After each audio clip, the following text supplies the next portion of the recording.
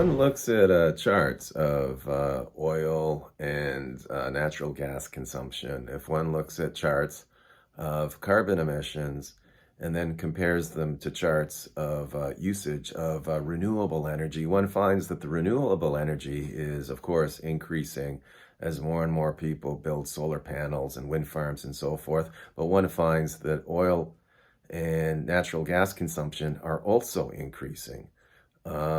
And this is a problem. And part of the reason for it is that despite the fact that we theoretically in our minds want to reduce carbon emissions, for example, in terms of the way we live our lives, we do things that are against that particular goal. For example, we drive a lot. We're buying more cars than ever. We're driving more than ever.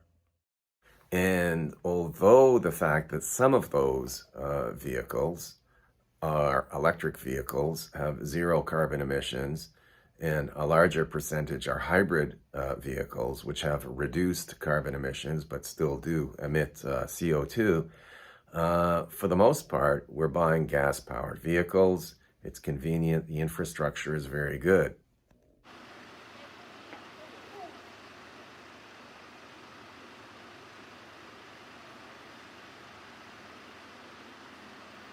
I just got off the subway, and even though it was the weekend, there were not many people on it. Subway usage has declined. However, if I turn the camera, you will see that there is a lot of traffic still here in Seoul. And one reason is because people still want to get around.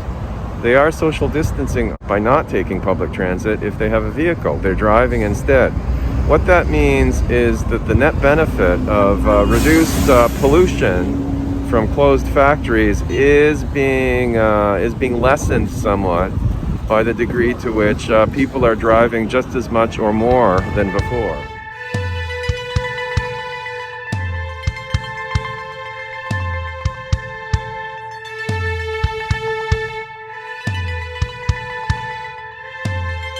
Right over my shoulder is Trump World 3, close to Yongsan, the big military base that's in downtown Seoul. You'll also notice that over my shoulder is a really big traffic jam. And what I'd like to bring attention to right now is the huge number of cars that are on the road right now in South Korea. The reason is simple. Because of coronavirus, people are nervous about taking public transit. The argument has been made over and over again that the coronavirus has had a net environmental benefit. It's more complicated than that. It shut down factories, which certainly cleaned the air. You could notice that over here in Korea as the Chinese factories shut down. But people have also gotten rather gleeful about the woes of the airline industry. And they have done so in a way that is not particularly rational and not particularly based on statistics. Air travel only constitutes something like 17 to 20% of all transportation carbon emissions.